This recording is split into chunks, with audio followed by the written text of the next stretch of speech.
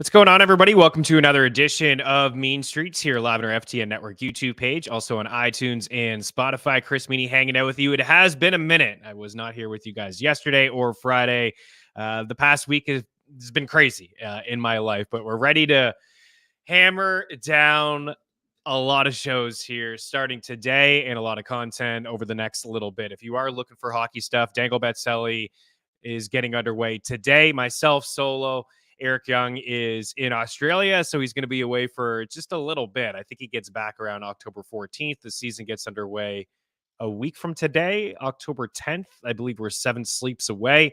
So if you're looking for some hockey stuff, Dangle Betselli, a little bit later on, plan to go live at 3 Eastern. We're going to talk sleepers, busts, rankings, strategy pieces, all that stuff. Show you guys a 14-team fantasy hockey mock draft. So if you are looking for the hockey stuff, Dangle Betselli a little bit later on, but the draft kit is live and it is free with a couple more content pieces coming your way as well. Best ball strategy, high stakes strategy, and then a free NHL betting guide with some futures. But we'll talk about that on Thursday's episode of Dangle Betselli. Today, later on, will just be some fantasy hockey stuff. So I want to recap some stuff from week 4 of the NFL season.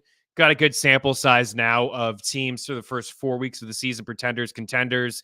Get some takeaways from the week. We'll talk some fantasy spin from it, as well as some NFL betting and just a friendly NFL conversation. If you guys have any questions at all, you can leave them there in the comment section. See some people reaching out on Twitter at Chris Meaney, meanstreetsftn@gmail.com as well. I did see a couple that popped up in my spam. So if I didn't get to you, my apologies. I will definitely check all the boxes before things get underway on Thursday with Washington and Chicago, the Thursday night football game. And then week 5 here, we have teams on bye. Now we have a few injuries to kind of dive into as well. It's still a little early for a start and sit, but I will address any questions that you guys have. I got some waiver wire rankings, running back, wide receivers. We'll talk streamers. Today, baseball playoffs as well. So if you're looking for some baseball stuff, I got 2 or 3 picks towards the end of this show. We'll probably be pretty quick here. So in about 20 minutes or so, we'll have some MLB stuff. We'll take a look at the MLB Postseason Bracket, talk some World Series odds and things like that. So an exciting time to be a sports fan as the calendar is now into October, and it's all happening in the month of October. So welcome in. If you are hanging out live, smash the like button, iTunes and Spotify. We do appreciate rate, review, subscribe, and a little comment there is it goes a long way to help people find the show as well. So quick hits for me before we get into some waiver wire stuff. The Eagles and the Niners, the only undefeated teams at 4-0. Miami got rocked in Buffalo. Josh Allen continues to own the Dolphins. He had 5 total touchdowns and 4 passing touchdowns. He was phenomenal. As for Philly and San Fran, the Eagles did get tested like they got tested last year against Washington. The Commanders just know how to play Philadelphia. They always play them super, super tight. The Eagles got a little bit cocky there towards the end of the game. Could have, ran out the clock and kicked that field goal with Jake Elliott. Instead, decided to hit A.J. Brown on a double move. Then AJ got himself a little cocky there as well, and we saw Washington with an opportunity to come back, and they did come back. They were able to tie the game at the buzzer. Jahan Dotson touchdown in the end zone. He's dealing with an ankle injury, but I think he's fine. He was able to finish that game, and then the Birds were able to find a way to win that one in overtime. I thought Ron Rivera and Washington, they were going to go for 2 there. If I'm power ranking teams today, 4 weeks in, on Thursday episode, I will have a complete power ranking list for you guys, as well as some buy lows and some sell highs, because I do believe after 4 weeks, panic mode kicks in. I think it's probably after week 1, maybe honestly the best time to trade because everybody is just overreacting over everything. But after 4 weeks, like 0-4 teams, 1-3 teams, feeling a little desperate, and they're going to have to make some moves if they have some injuries and players on bye. They're going to have to do something. They cannot afford to pick up a 4th or a 5th loss. So you can take advantage of some of your league mates this week. So I'll have some buy lows and some sell highs. We can discuss some of these, but I'll have a list or two with some analysis behind that. And of course, we have the trade article every single week over at ftnfantasy.com, and the trade chart just helping you try to seek some value for some of these players if you're unsure of, like, what is Garrett Wilson? And he's not a wide receiver 1 anymore. Is he even a wide receiver 3? I don't have a lot of Garrett Wilson, and I sat him in a couple spots last week. And I thought Zach Wilson looked phenomenal in that game. So we have a pretty good sample of some teams and the pace of play that they like to play at. pass first offense, run first offense. So the first couple weeks always a little, some of the numbers are skewed, but I love to look at DVOA statistics. And of course, we have that courtesy of Aaron Schatz over at FTN Fantasy and FTNBets.com. So we'll be coming at you with those on Thursday as well. But I'm just going to rapid fire through some of my just kind of quick hits sort of deals. So, but if I were power ranking before I do that, San Fran would be number one for me. They're the closest to complete as possible. The defense still, I think the defense is definitely better than Philadelphia's. I would go with Philly's offense more than San Fran's, but we're really splitting hairs here. Another W from Brock Purdy, not having to do a whole lot. Purdy continues to be perfect in the regular season. And the Niners got all kinds of weapons, and CMC is an absolute cheat code with the 3 touchdowns and, hurling over guys. He's unbelievable. And Debo and Ayuk and Kittle. So there's a lot going on there. I think they're well coached. I think defensively they're a little bit better than the Eagles. I think the Eagles can dial up some more pressure and get after the quarterback a little bit better. But I like some of the linebackers and the safety play a little bit more in San Fran. But those are the 2 teams that are 4-0. I would rank them in the NFC. I would go San Fran, Philly, and Dallas. Those are the 3 for me. I still am feeling the Saints. I think the Bucks are sneaky. The Tampa went into New Orleans and beat up on them. The defense was really good. Baker made some nice throws. We'll see about the status of Mike Evans. He's undergoing an MRI in his hamstring injury. But the Bucks look pretty strong. They really do. I think the Falcons are frauds, but the Bucks look strong, and it'll be a 2-team race, I do believe, in the NFC South for the division. And heck, we may even see 2 of those teams squeak into the playoffs. But the Seahawks are really good in my opinion. They were a team that I thought could push the Niners for the division. Don't really see that happening unless something happens to, CMC or Brock Purdy. And of course, we're not hoping for that. But I do believe Seattle is a playoff squad. And I don't think you can take too much away from their performance last night. They got after the quarterback. Daniel Jones doesn't really have a whole lot of time to throw, does he? I mean, watching the Giants play, listening to the broadcast and the boos, everybody's hard on Daniel Jones and the contract, but the offensive line is trash. It's absolutely pathetic. They can't give him any time at all. I don't know if there's a Giants player I would start moving forward, apart from Saquon. When he's healthy, you roll him out. Like, what are we doing about Darren Waller? Darren Waller is not a top 5 tight end for me. If I'm ranking tight ends the rest of the season, it would be Kelsey. I almost said Swift. I'm kidding. I'm so sick of it. Aren't you guys? Like, enough already. Kelsey, Hawkinson, Andrews. And then, like, the next tier for me, I think you could go in any other order, whether it's Evan Ingram, whether it's Sam Laporta, George Kittle. Like, that's kind of a tier in its own. And then after Dallas Goedert, Goddard's still going to be a part of the game plan, but it really is A.J. Brown and Devontae Smith. We've seen Dallas Goedert getting targeted, but not really down the field, and he hasn't done a whole lot with those targets. I wouldn't drop him. I would still roll him out.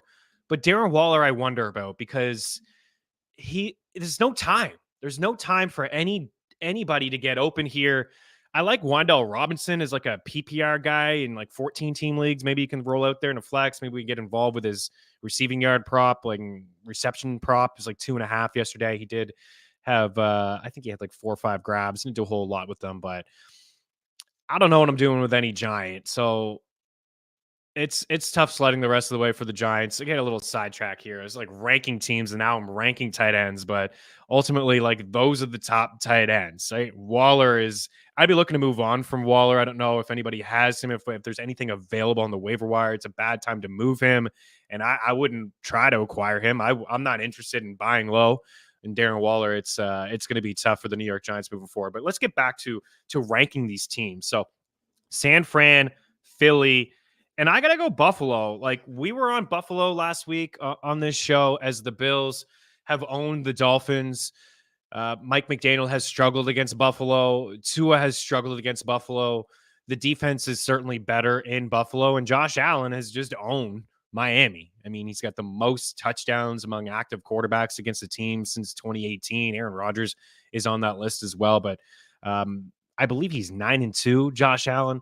A tough loss, losing White, a really top corner in the NFL, losing him for the remainder of the season, a week after seeing Trayvon Diggs go down for the remainder of the season as well. Those are two tough losses for two teams that I do believe are inside the top 5 when it comes to power ranking. So Buffalo would be 3 for me.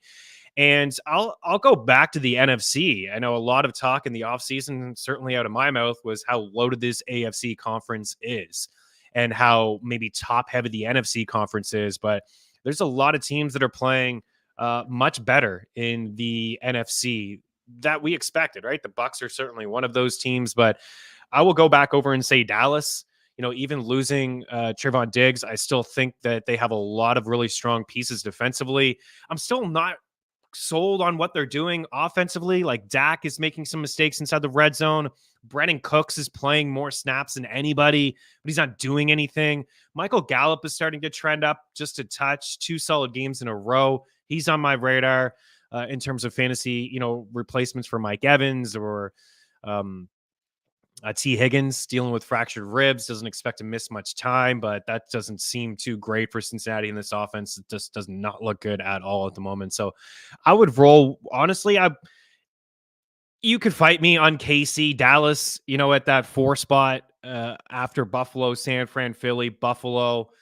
The smart play is probably Kansas City. I think their defense doesn't get enough credit. I think it's really good, although Zach Wilson did have a game against them.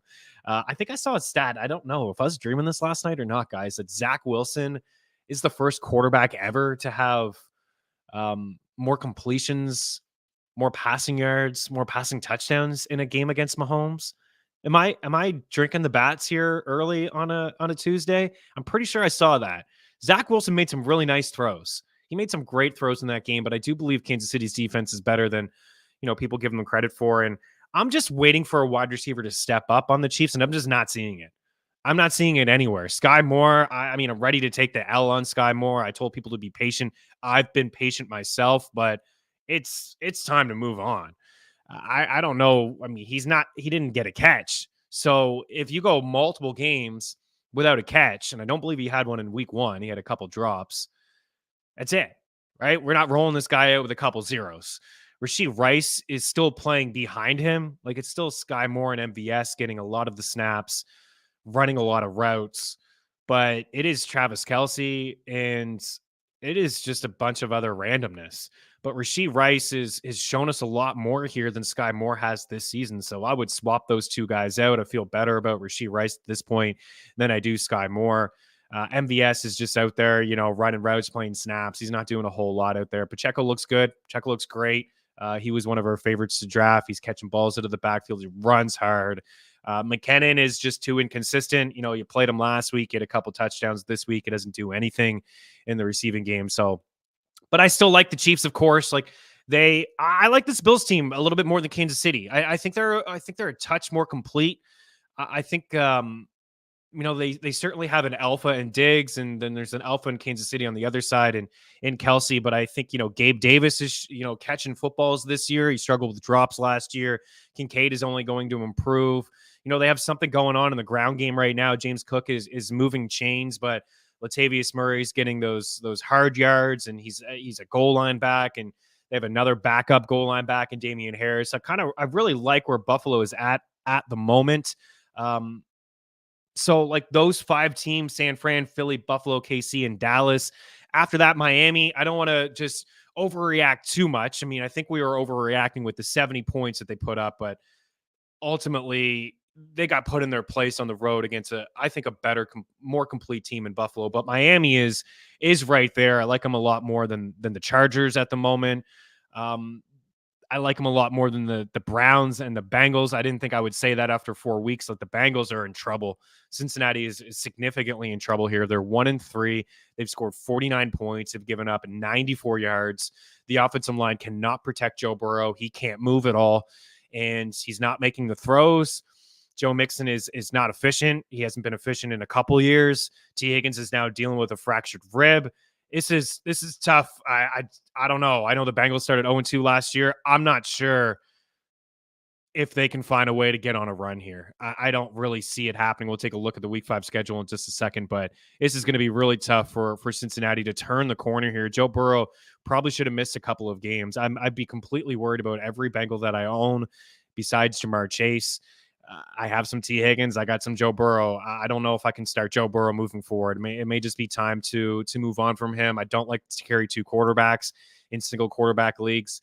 I'd hate to drop Joe Burrow to the waiver wire, and he got hot in a couple weeks. But this is, if you drafted Joe Burrow, you probably took him in the 4th, 5th, 6th round. Like, that's a tough pill to swallow, drafting a quarterback inside the top 5, 6 rounds and not even feeling good about starting this guy. But you have to just rip. You have to. What does Jake say? Rip the name off the jersey, and who's like, maybe that's not the correct way to go about things, but you can't be going 0-5, 1-4 because you're hanging on to Joe Burrow, because you just want to start Kyle Pitts, because Kyle Pitts had 1,000 yards as a rookie. Like, it's enough already. You have to move on from some of these guys. I don't even know where Kyle Pitts ranks on the season, but he was tight end 23 heading into this past week, and he's just not doing anything. He's a great player. He's getting open. Right? He's lined up all over the field, but Desmond Ridder is just not it. He's not the answer. A couple awful throws in London against the Jags. I want to say that the Jags kind of got back on track, but their offense still sputtered. You had a touchdown from Calvin Ridley, but he didn't do a whole lot, and he's still struggling with drops. And I know a lot of Jags players are struggling with drops as well, so maybe that helps Trevor Lawrence once they start catching passes. But ETN wasn't really efficient running the rock. Evan Ingram got involved a little bit later on. Jacksonville's defense really kind of won them that game.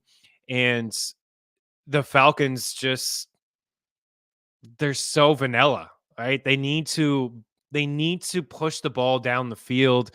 They need to find a way to give the ball to Bijan a little bit more. Playing over 70% of the snaps for a second straight week, and Algier living in the 20s is good. That's a great sign for the Falcons and for Bijan Robinson. But Drake London is not getting targeted down the field, and what he is, the throws are just pathetic. And, Jonnu Smith is out there catching passes more than Kyle Pitts. So, I don't really know what to say about the Atlanta Falcons, but they're certainly in trouble. So there's a lot of still pretenders out there. But Miami is in the conversation, a top 10 squad for sure. Offensively, I think they'll bounce back. The questions that I will have about Miami is how can they perform on the road? Once we start getting into the colder months and weeks, right? We all know that they're great at home and the opposing team is like sitting in a sauna on the bench, but how do they perform on the road? The Broncos, the Raiders are trash. The Jets just can't get it done. The Patriots are pathetic. The Steelers, a tough loss for them. I think we need to give some credit to CJ Stroud in Houston. We'll give a little bit more love to him and the Texans in just a second. The Brownies, tough for them to win a football game, when they don't have Deshaun Watson. And Watson hasn't been great this year, but Watson, an upgrade for sure over what they have behind him. And the AFC South will probably be a battle the rest of the way, right? It's one of these teams who can get to 9 wins first. They're all 2-2. The Colts, the Texans, the Jags, and the Titans. My money is on Jacksonville to win the division. Fun stories with Houston and Indianapolis, but I don't think that they're going to do a whole lot. It'll be a bloodbath inside the AFC North as well. The Ravens found a way to win the game. If I'm picking a winner inside that division, it is the Ravens. And like I said, I'm not really feeling Cincinnati at the moment. The Steelers, defensively, they can bring it, but Kenny Pickett is now dealing with an injury. It's another team, right? They need to find a way to push the ball down the field. Najee Harris and Jalen Warren need a little bit more out of Najee. It was a better game from him. But, with no Deontay Johnson, is just who's stepping up inside that offense. I expect a little bit more, of course, from Pickens. But if he's not getting the ball, like he's getting some targets, these aren't catchable targets. There's not much I'm going to be able to do with it. So, yeah, kind of recap. I would go San Fran 1, Philly, Buffalo. Let's go KC 4. We'll go Dallas 5. And Dallas 5. And then, those are the top 5 teams. And then I'd get involved with like Miami and Baltimore. I still believe in the Saints. I would probably actually go Seattle, maybe Seattle 7, Miami 6, Seattle 7. You can tell I'm kind of just winging it on the fly here. But the Lions and the Bucks, and I think most people expected the Lions to be, solid at this point, but I think the Bucks are sneaky good as well. Real sneaky good. So we got some waiver wire stuff. I got some snap counts I want to share with you guys. And I see some people here hanging out. So we'll get into some stuff here now. Deesh, welcome in. Good to see you again. Good to see you here hanging out with me on the show. Lutessa, Zach Wilson, DFS week. Upon us. Yeah, he did look good, did he not? He made some really good throws. I've been hard on him, I know a lot of people have been hard on him. He hears the noise, but ultimately, like, he made some good throws in that game. He just not believing in Alan Lazard. Still want to see more from Brees Hall. Garrett Wilson, I would trade and kind of like just take the L. I believe it's just really tough. Overall, good in most of my leagues, of course. 1-3 team with the third most points and points against. Those things kind of happen, unfortunately. I would consider, what's really cool? That Sleeper offers it in CBS. I don't know if Yahoo offers it, but I know Sealy's talked about it a couple of times. I play in a few leagues like this where you play your opponent and you play the rest of your league as well. So say there's 12 people in your league. If you have the top 6 in terms of scoring for the week, that's 1 win.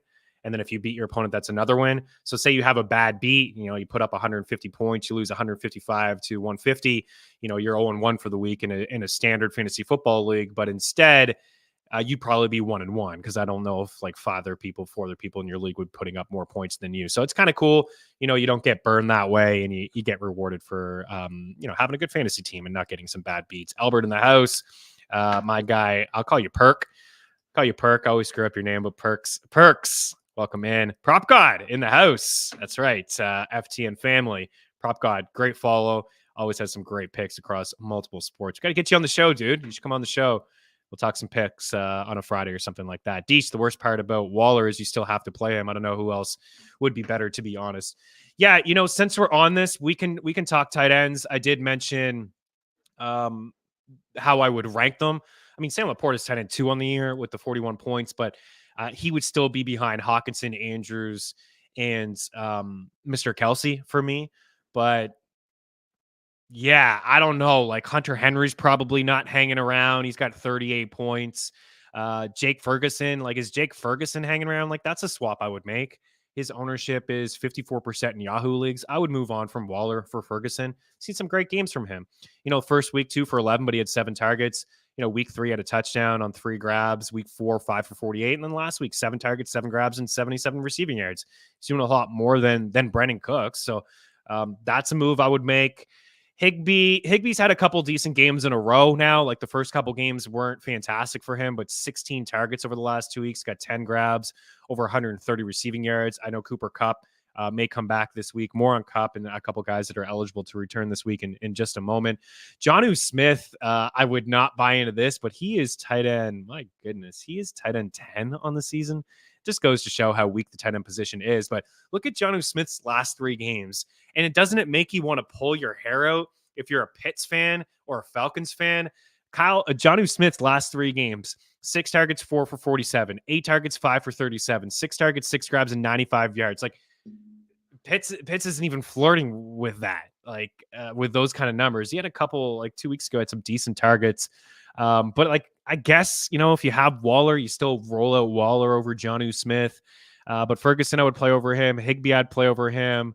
Ertz, I would consider it.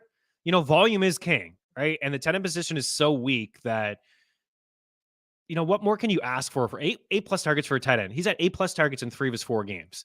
The one game he didn't came against Dallas. It was a tough defense. Things open up for him a little bit. Cincinnati and the Rams coming up here. He's got 30 targets on the season. It's pretty solid, right? I mean, it's not too bad. But Darren Waller, like, what are we doing here? Like 3 for 20, 3 for 21, 3 for 36. That's 3 of his 4 games. I'd be moving on, or I'd try to stream the position. I think, Cade Otton's on a bye this week. Tampa's on a bye. If Mike Williams was to miss significant time, I would consider Cade Otton there. But I don't know, man. Like maybe Jonnu Smith is the answer, but it's tough. You're right. It's the tight end position. And, if Darren Waller scores 8 fantasy points next week, he's going to finish as a top 10 tight end. Laporta, the wagon.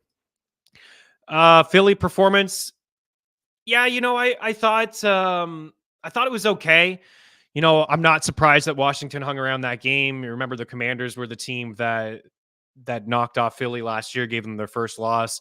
They've always played them tight. I think they've won 3 of the last 5 at the link, and or maybe 2 of 4 now. It would have been like 3 of 4 if they pulled off that win.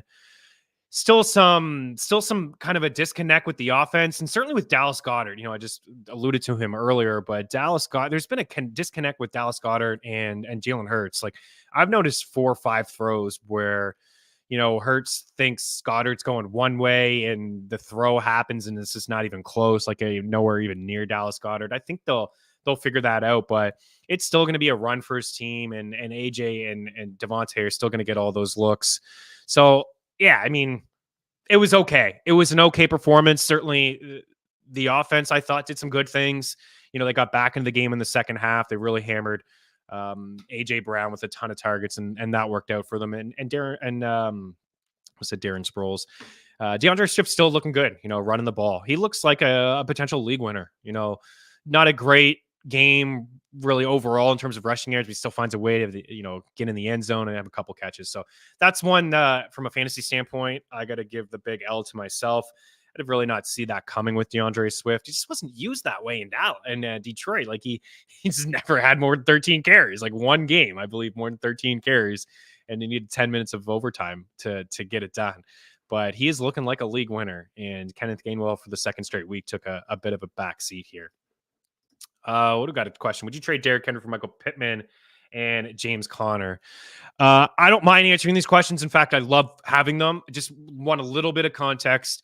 I would love to know who else is on your team just to get a bit of a feel, but I'm thinking no, I wouldn't do that game or wouldn't do that trade.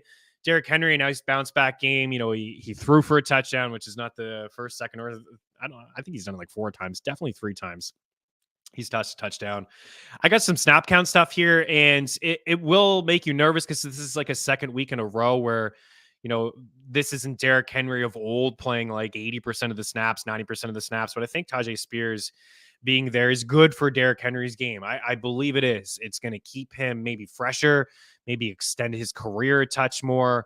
But for Derrick Henry this week, 59% of the snaps, and Spears at 53% of the snaps. But Connor is a guy that's getting a lot of touches. He's inside the top 10 in carries, which is nice. You want that volume. He's had some decent games, but I view him as like a sell high candidate. Pittman's had some decent games as well. A couple of those performances have been with Anthony Richardson. The others have been with Gardner Minshew. But I don't feel like I'm interested in that trade. But if you want to give me the rest of your squad, maybe you're super thin at wide receiver, and you're getting more of a balance here. But I would keep Derrick Henry. I viewed him last week as a buy low candidate, and it was nice to see him kind of pop off there and have a good game. Mikey Boy G, it's finally going to hurt them, I think, unless they trade for one. Yeah, I don't know. That's my bad. I don't know what that comment is for Mikey, but maybe the Giants.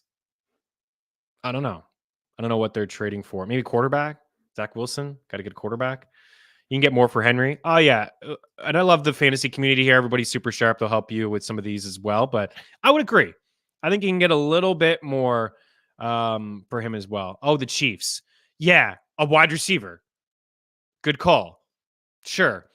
They moved on from Tyreek Hill, and nobody stepped up last year. Juju was pretty mediocre. We said last week too, by the way, Juju's a drop. Like, this guy's ownership is way too high. Drop this guy. In fact, I don't think I'd hold any New England Patriot besides Hunter Henry and, of course, Stevenson. Zeke, just depth on your bench. You never want to start him. Yeah, and you know what? I think it didn't hurt them last year. They won the Super Bowl, and in the Super Bowl they had the touchdown from Kadarius Toney and the touchdown from Sky Moore, but I think it may catch up to them. Kadarius Toney's definitely not the answer. MVS is on the field a lot, but it's hard to say that they need anything, and like they just always seem to win. And Mahomes has been to like 5 AFC Championship games, but I think it's hurting them too. I think they need a reliable wide receiver. I don't know who that is, but I could see them trying to make a trade in the near the deadline for one potentially. All right, we got a couple thoughts here. I have 2 moves in my head. Downs to Michael Wilson. Oh, love Michael Wilson. Love him. KC defense to Detroit defense, super flex league. Wilson's on the bench or flex option to replace Lockett. Yeah, so I know you're not saying this, but Lockett, you're keeping. But with the bye week, yeah, Wilson. So Wilson's on my list. I got some wide receiver rankings in just a second, but since we're on him, I'll just I'll just bring him up here for a second. He was on our deep league. I think, I don't have the board anymore, but it doesn't matter. But him and Jaden Reed and Jonathan Mingo, like these were guys that you can pick with like your last pick. And now it hasn't worked out for Mingo. And we've had some moments from Jaden Reed, but certainly Michael Wilson is stepped in and immediately the number 2 here, which is really something I think. I mean, the door was open, right? Rondell Moore is not that guy. He's like a gadget guy, and the ceiling is super, super tiny. And yeah, he's just not that guy. But Michael Wilson, if you have him in Dynasty, I think, he's a great buy in Dynasty leagues and keeper leagues. I think he certainly should be owned. I'm looking 4% ownership in Yahoo, and it jumped up 2% over the last little bit. This is a back-to-back. I would say it's like 3 straight solid games from him. So like his first game as a rookie, his first NFL game, right? We can throw that one out the window. But week 2, game number 2, caught all 3 of his targets for 56 yards. Against Dallas, just the 2 targets, caught them both for 86 yards. And then against San Fran, caught all 7 of his targets. So he's showing us that he's got good hands, nice little route runner too. And I'm looking forward. I know this is a redraft thing, and I like him this year. I mean, Arizona's always going to be playing from behind. Dobbs shown us that he can play. I don't think we'll see Kyler at all this season. I just don't think we will. I think when he's ready to go, that's it. They're just going to be like, you know what? Season's over. They're thinking about the first overall pick. They also have Houston's pick. So I'm thinking that they move on from Kyler, new regime, new quarterback. And if it is Caleb Williams, then you have a nice little piece there. I know Hollywood, is on the squad, but maybe it's just like full on rebuild. Like Hollywood has maybe moved off from the team. You got Wilson. I'm sure they, draft a new shiny toy for him, and maybe none of this matters at all. But Wilson looks like a great player. And that was my thinking in redraft, was that he'll get an opportunity because the Cardinals are thin and they'll be playing from behind. And then in keeper and dynasty leagues, that there could be a new quarterback there, a new shiny quarterback for Williams as well. So I would move on from Downs. Alec Pierce playing more snaps than him. And Anthony Richardson, although he's been, great for fantasy, and I think he has 4 rushing touchdowns in like 9 quarters. So he's been great for fantasy, but still very raw throwing the football, not very accurate. And I think, we will see Jonathan Taylor come back soon. And I do believe it'll be like a run first kind of offense. And I don't think there's enough after Pittman to feel good. So I like that move.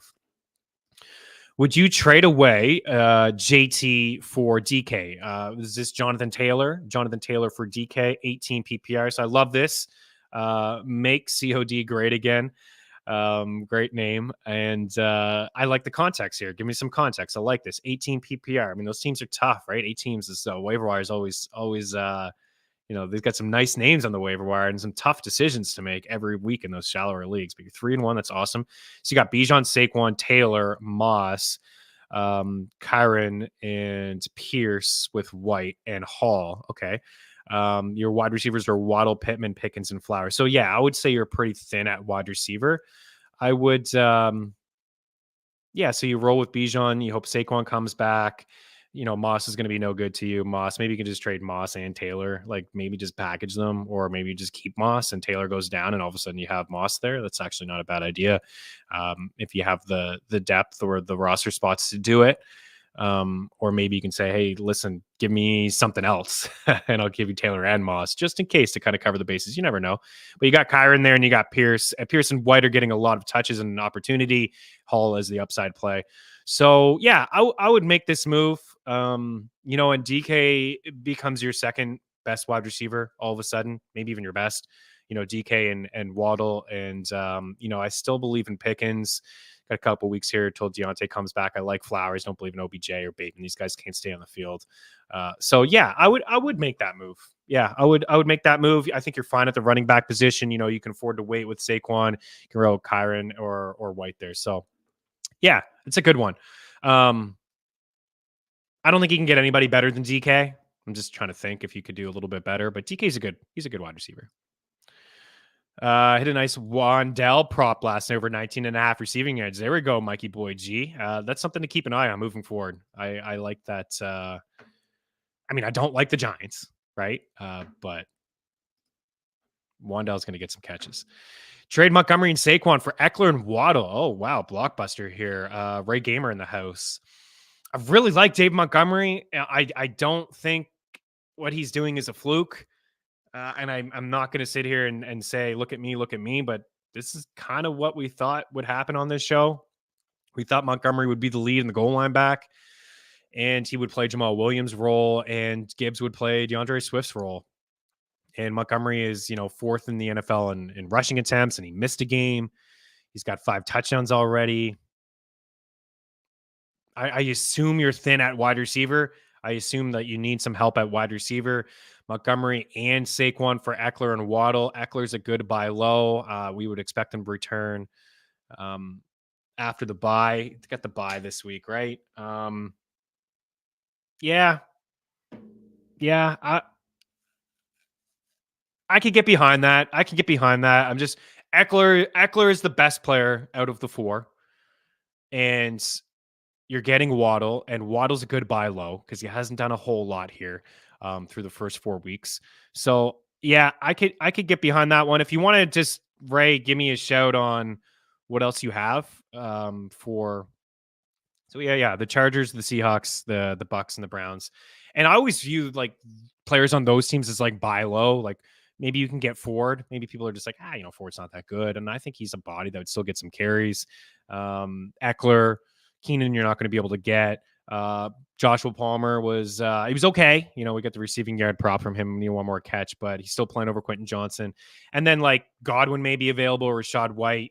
I would go and look at DK or some of those teams that are on bye and just look at some of the players that you like from those bye weeks and just see how desperate the owners are, because there could be somebody that has DK Metcalf or Kenneth Walker or Rashad White or Chris Godwin. Don't really want to move on from them, but maybe they don't have great replacements, and you can help them out because your bench is so stacked. So you can move on from some of your bench pieces and get some players in return. Like it's ruthless to say, but you kick the opponents when they're down. Like in your league, you gotta take advantage of them when you can. So I immediately start at teams that are at the bottom, 0-4, 1-3. What do they need?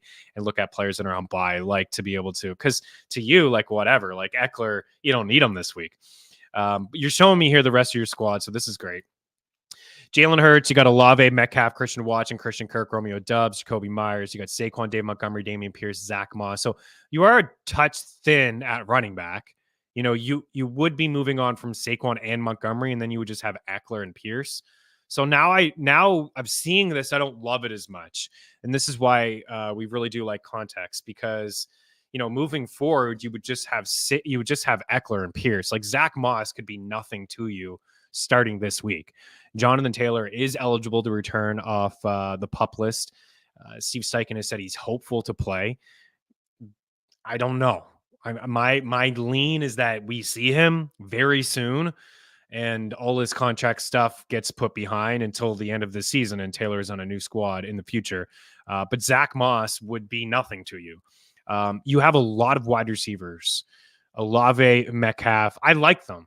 I think they're fine. I understand bringing in a Waddle, like Olave, Metcalf, and Waddle would be the 3 to roll it every week. I would move on from either Watson or Doubs. Like, I don't think you need both of these guys. And you know what? The play may just be move on from Christian Watson.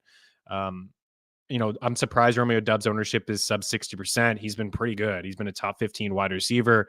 So you don't want to roll out 2 Green Bay guys. Like what happens when they're on a bye, you just have them sitting on the bench. You don't want to play both of them at once. You have the tough decision on which one to play. So I'm not totally in on that trade anymore, Ray. I just feel like you'll be too thin at the running back position. Yeah. Getting Eckler is real nice, but you're moving on from Barkley and Montgomery, and you just have Pierce. So I'm not totally buying it there. Hold on to Mims is a lotto ticket. Dude's legit. Just don't know how Peyton hates him. Yeah. 30% of the snaps roughly again getting used down the field. Real explosive player. I think he should be a stash as well. Just kind of hold on to him. And you got, Amon-Ra St. Brown, Olave, DJ Moore, Dotson will keep you afloat until they get in there. Say a few words here on Jameson Williams. I'll get into Williams in a second. I want to show the rest of what I got going on here for wide receivers and some rankings. We'll get into that. Card's going to be too good for Caleb Williams. Maybe they've been competitive. They could be. They could have 3 wins. It's possible. But do the Bears, I don't know. We got a long time to discuss this, but the Chicago Bears will probably have the first overall pick, if not Arizona. And then what do? Then they have the conversation whether they want to roll with Fields or move on from Fields or take a bunch of or a bunch of draft picks to get out of that spot. I think that they would have to go to Caleb Williams if, they only had 1, 0, or 2 wins all season. As much as I think Fields can be coached up, I would say Caleb Williams would be too good to pass up in that situation. Okay. 14 teams, super flex league. One of our guys just traded Eckler for Kirk and Pacheco.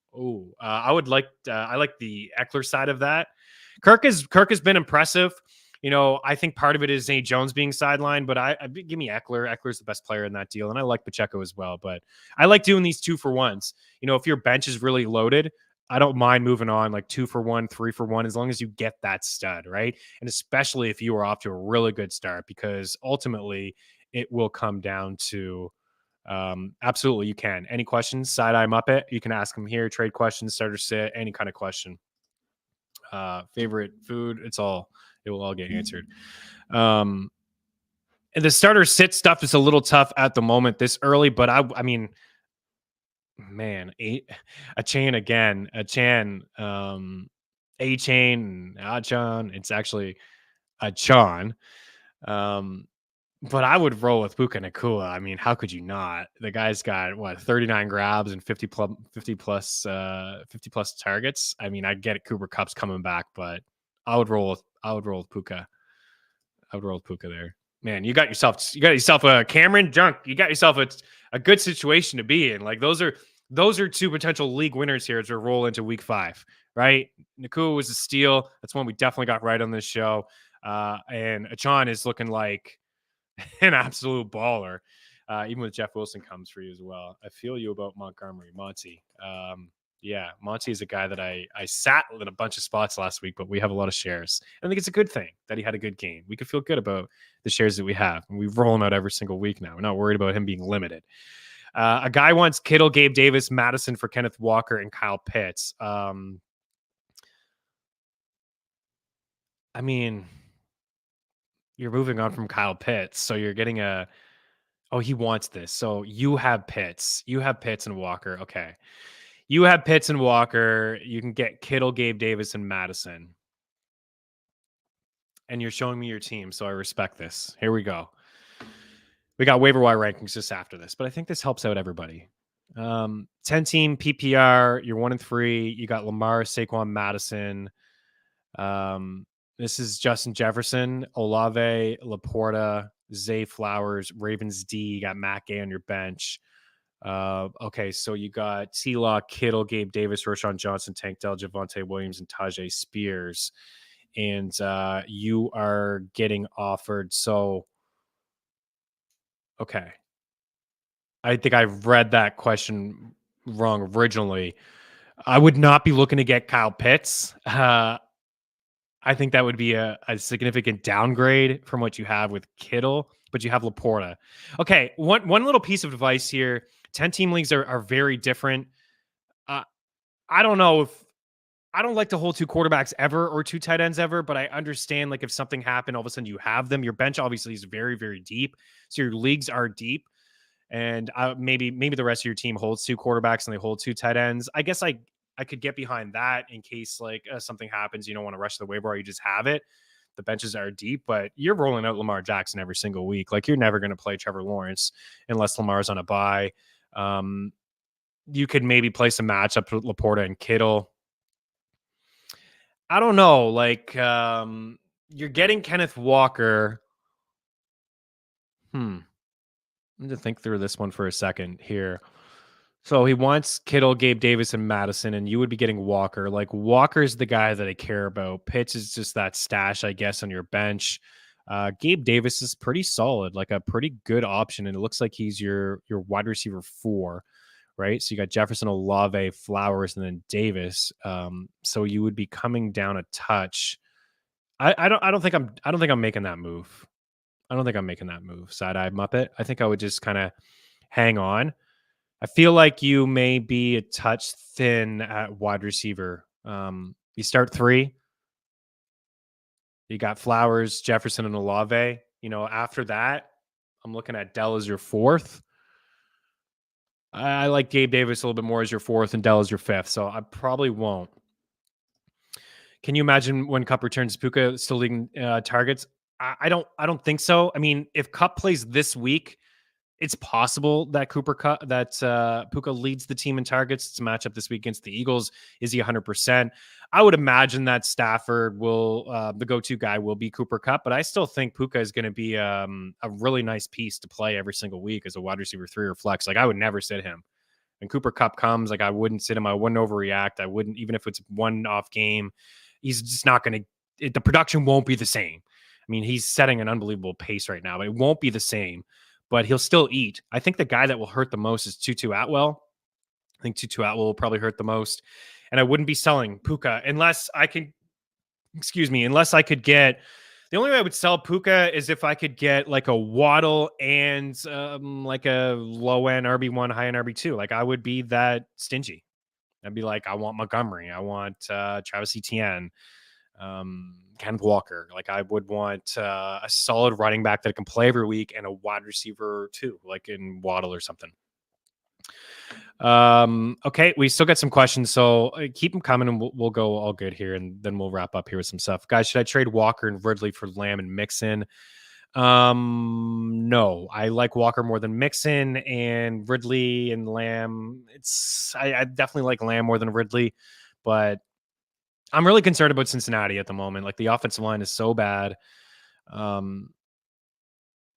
would roll with Walker and Ridley. I still think Ridley's a good buy low. I think he'll turn things around here a touch. The best player in that deal, though, is Lamb, but I don't want Mixon. Gavin, hopefully I help you there. Okay. Anytime. Hopefully don't steer you in the wrong direction here. Okay, this is what I have for some waiver wire stuff. And it wasn't a big week in terms of injuries. I do have a couple notes here for you guys. Maybe I'll just rapid fire through a couple things here. So Eckler's got the bye. Saquon could return this week against Miami. Kyron Williams has a bruised thigh. I think he's okay. Javonte Williams has the hip flexor. It doesn't sound like he's going to miss a lot of time, so that's good news. Elijah Mitchell's knee day to day. Rico Dowdle has got a hip contusion there. So I know it was like, if anybody was holding him, he's had some nice runs. So like, I'm Pollard owner in a deeper league, and I do have Dow behind him. T. Higgins with the fractured ribs. Mike Evans, the hamstring. He's going for an MRI, but the Bucks do have a bye this week. Dotson's got the ankle. OBJ, Bateman, Burks, and Mingo. These guys all missed time. So Cooper Kupp expected to practice this week with the hammy. Could play this week. We'll keep an eye. We'll get some more news as we get closer to the end of the week. Jonathan Taylor, same deal. Could play this week. Tough spot against the Titans, but just keep an eye on how things will go here. Jameson Williams, eligible to return this week. Would expect him to be active. Would not start him. He had 2 touches in 6 games last year.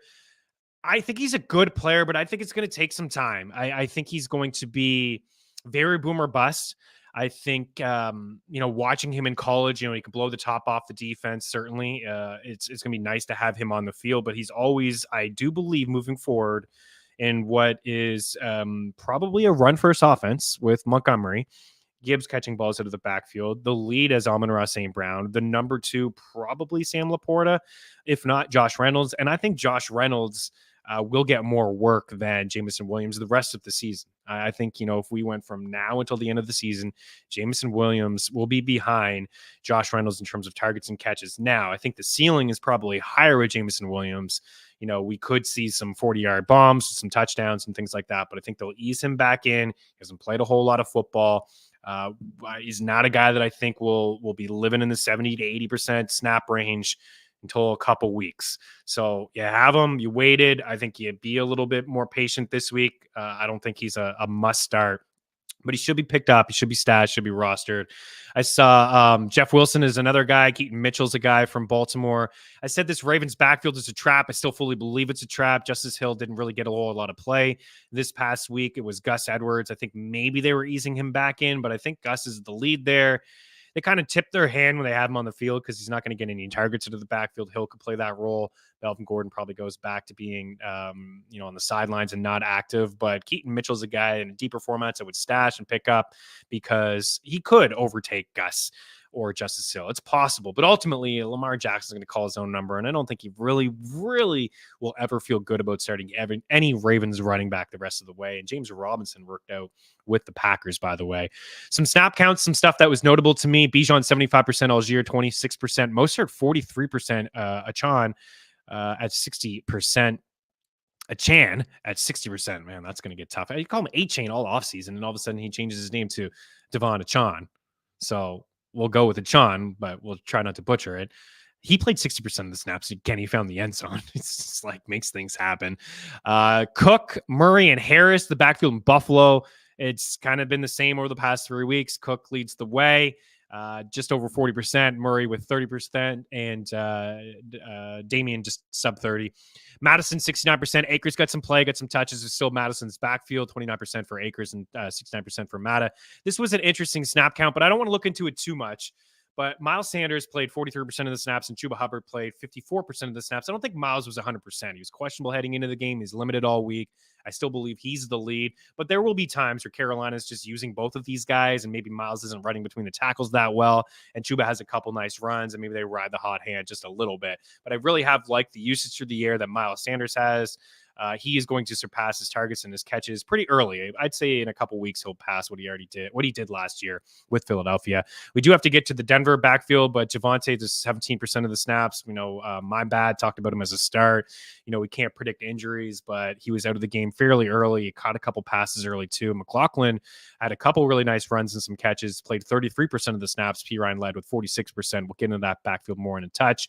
Great game for Khalil Herbert. Rashawn Johnson. We're Rashawn Johnson fans in the show. We also like Khalil Herbert. We saw Rashawn Johnson trending up, but only 22% of the snaps. And Herbert had a really nice game. Some great runs. I think a couple catches, one for sure. And he played nearly 80% of the snaps. So a real positive game from Khalil Herbert. I still would stash Rashawn. We're not starting him, but we're stashing him. It's like kind of next man up. Maybe he could continue to move up and cut into, Herbert here. But Gus Edwards, 69%. It was Justice Hill at 12% and Melvin Gordon at 29%. Ford still above 60% of the snaps. Tough spot. I know he was dinged up a little bit.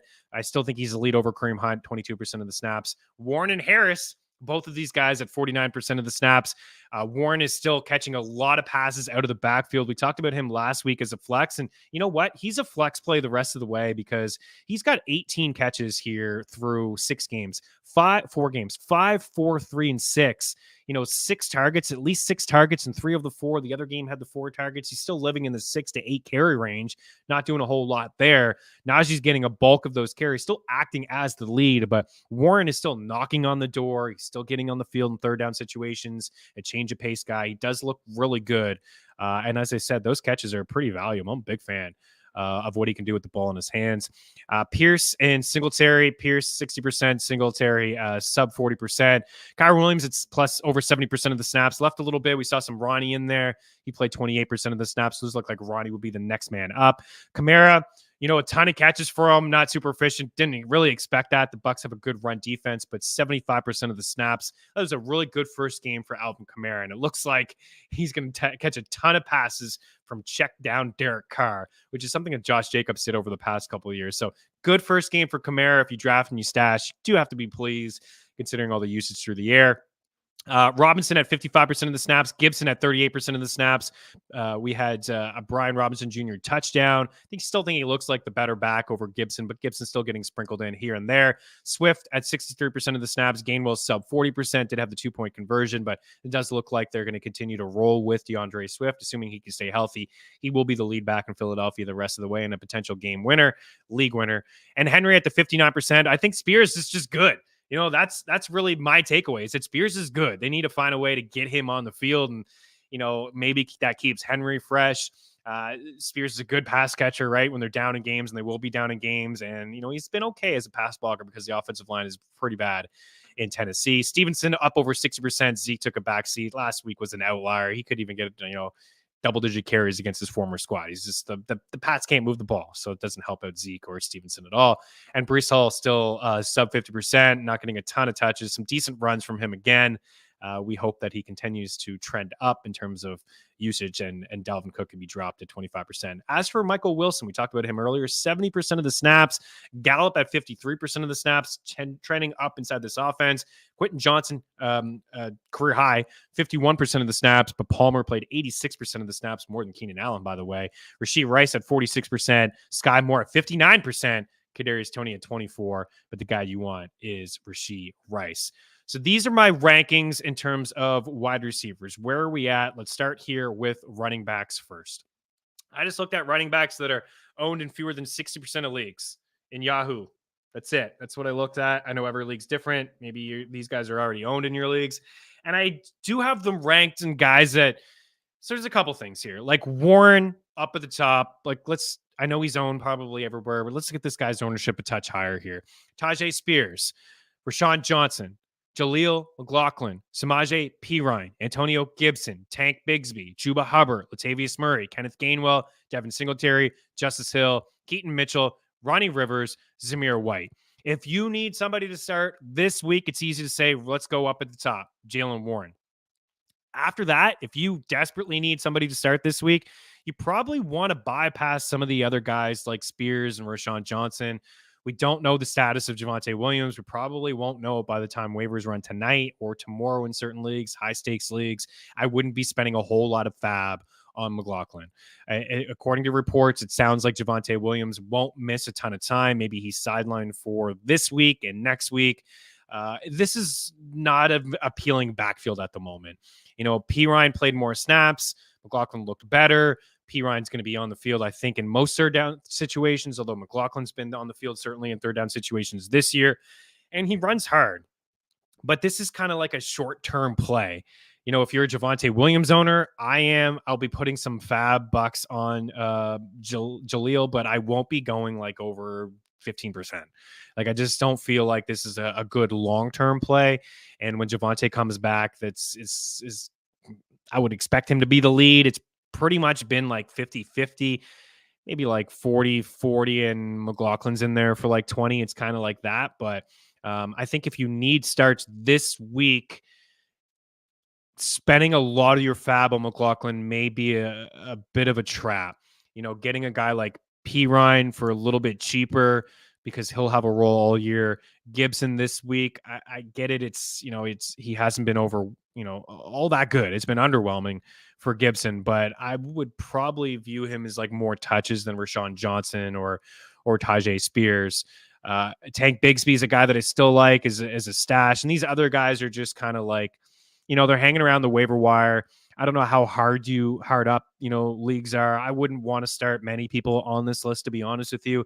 But if I was ranking them for stash, if these were stash rankings, Spears, Johnson, Bigsby, Mitchell, Zamir White, I think that things could go pretty sour in Las Vegas real soon.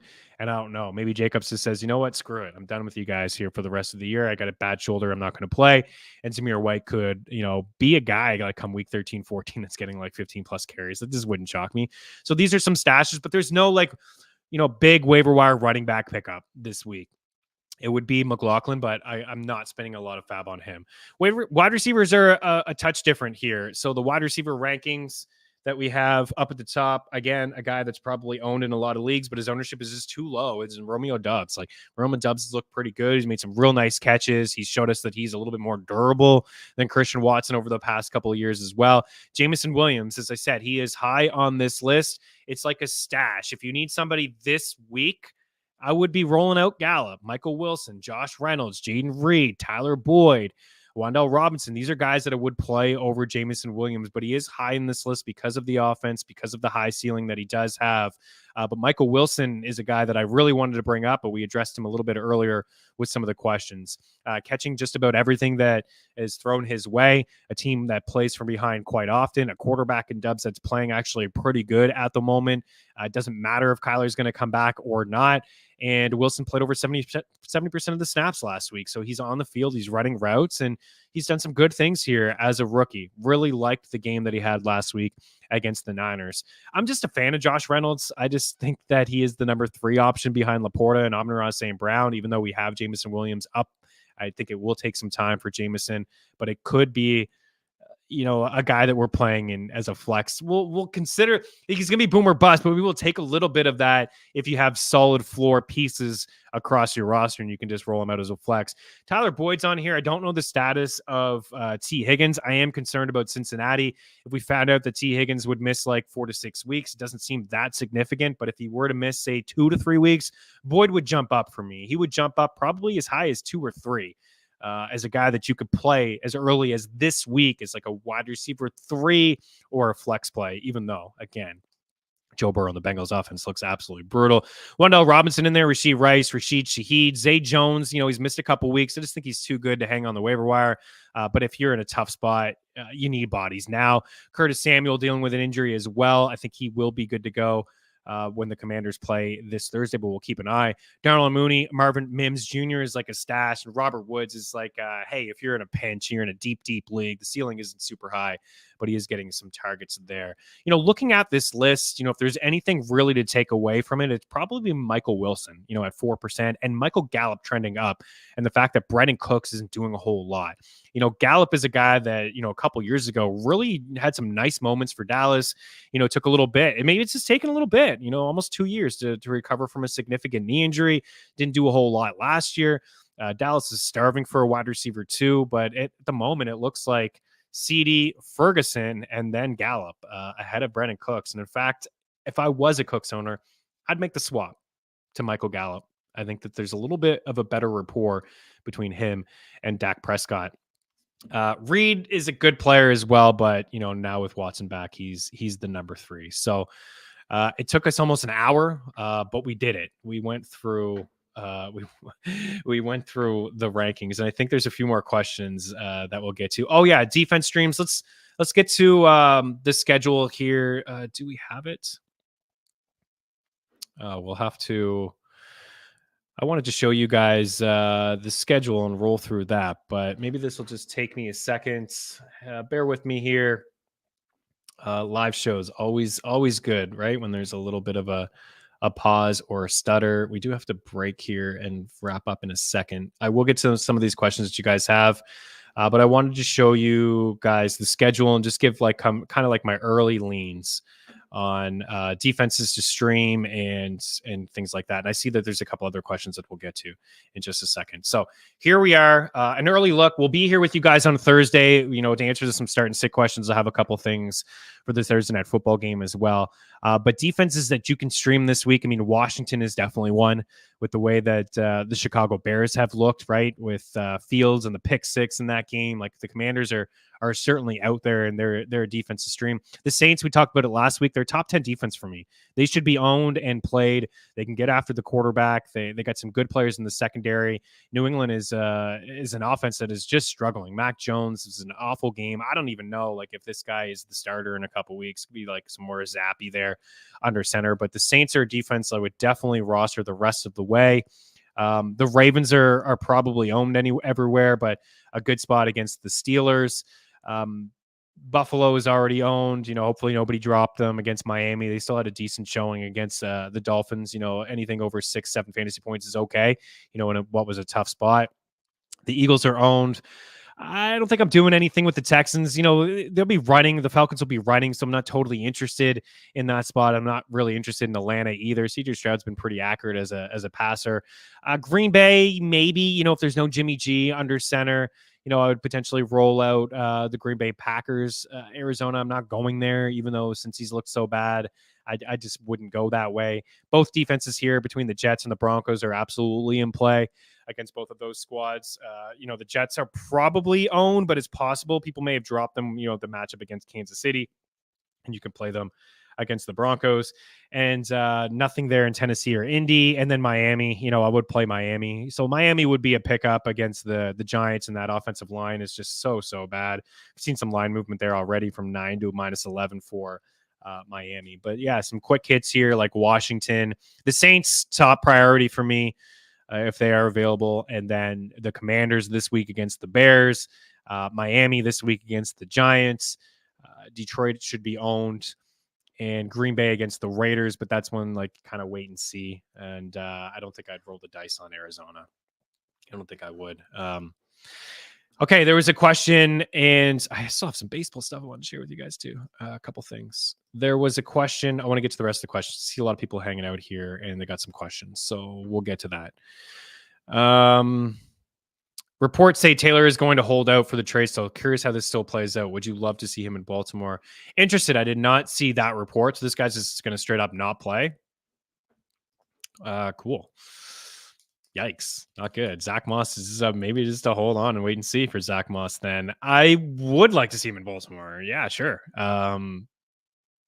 Baltimore could use a guy like Jonathan Taylor, ease off Lamar Jackson. The answer right now is not in that running back room. If this team wants to be a Super Bowl contender, I would like to see him there as well. I'm curious as well to see how this plays out. They were asking for my Montgomery for Waddle. I'm like, nah. Then I questioned Barkley for Eckler. Man, Chubb getting hurt sucks. Yeah. Oh man, tell me about it. Still trying to replace Chubb as well. Yeah, I think going back to your team. I think there was something else you had here. If Taylor is holding out, maybe this person would want Moss now, doing whatever it takes to keep Montgomery. Yeah, I would try to do whatever it took to keep Montgomery as well. And, moving on from Moss, like a Moss-Taylor package deal. Because I thought looking at your team was just a touch thin at wide receiver if you made that move. Cameron Junk, time to move on from Goddard. I don't think so. And then Cameron, who are you moving on for?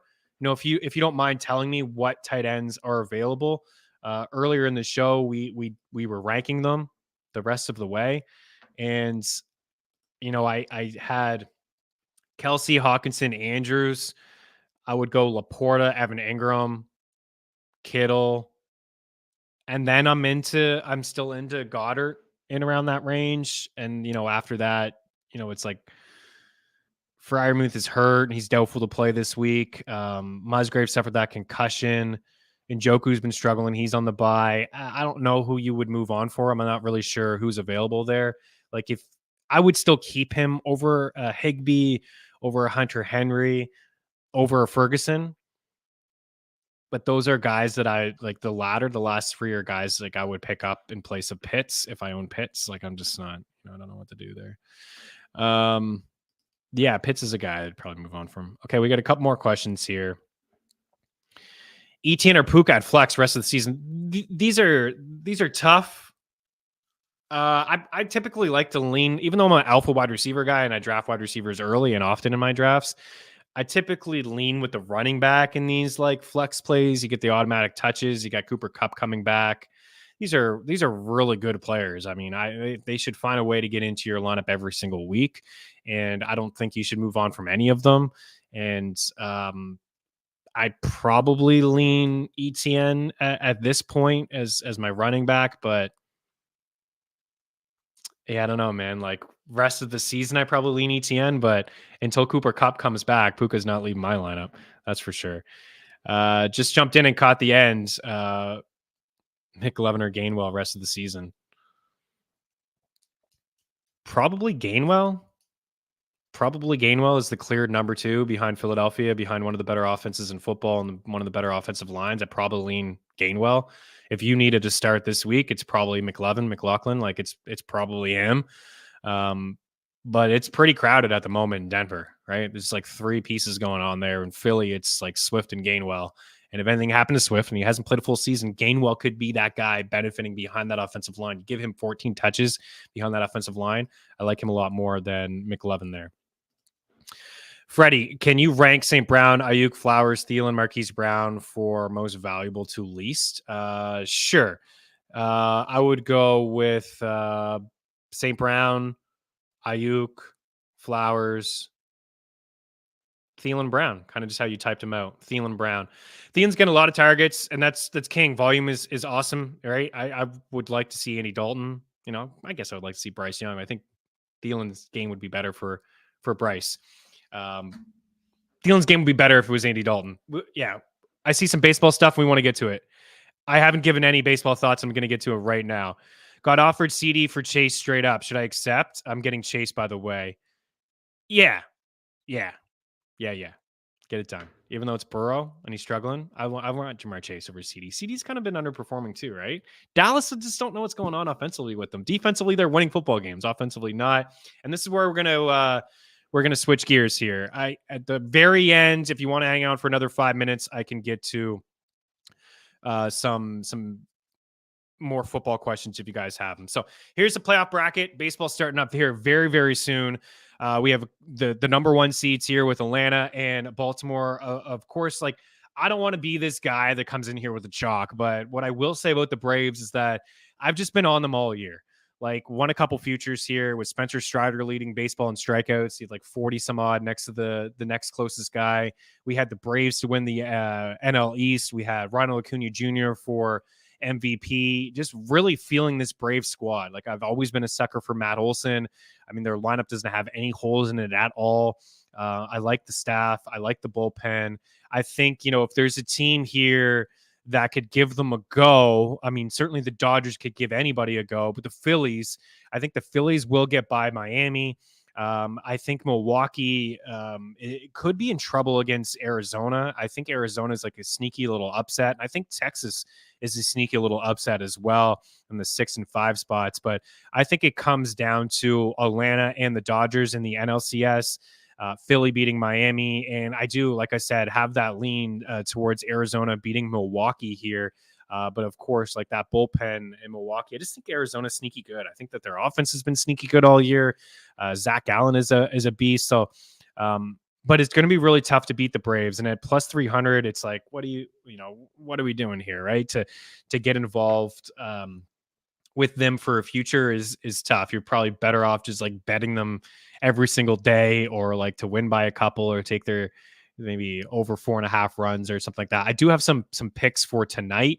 But again, they're plus 310. The Dodgers are plus 450. The Astros are plus 450. The O's are 7-1. The Rays are 10-1.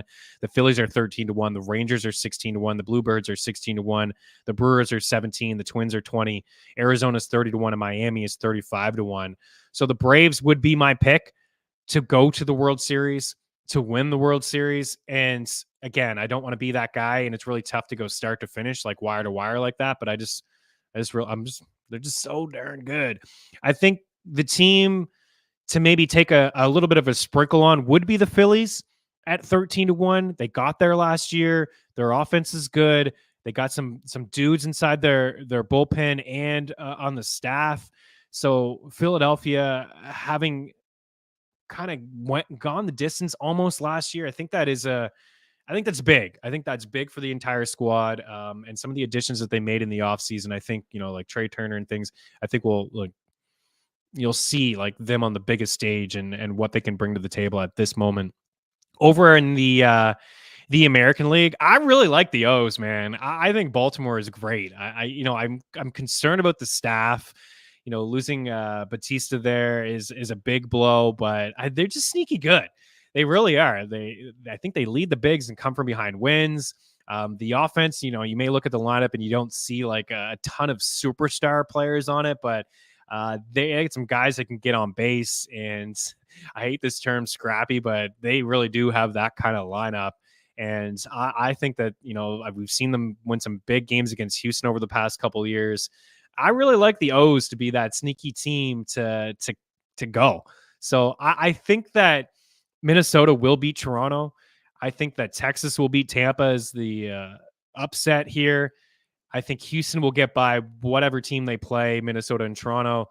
And I think we'll see Houston and Baltimore in the ALCS. And it's always tough to go against the Astros. I mean, the defending World Series champions. They don't seem like the same Astros. I mean, the staff is not the same. It's been a lot of inconsistencies throughout the entire rotation and the bullpen as well. Some highs and some lows from some of their hitters, but their lineup can go toe to toe with the Dodgers, the Phillies, and the Braves. But I like Baltimore. I think Baltimore is going to play in the World Series against the Atlanta Braves, and I think the Braves are going to win it.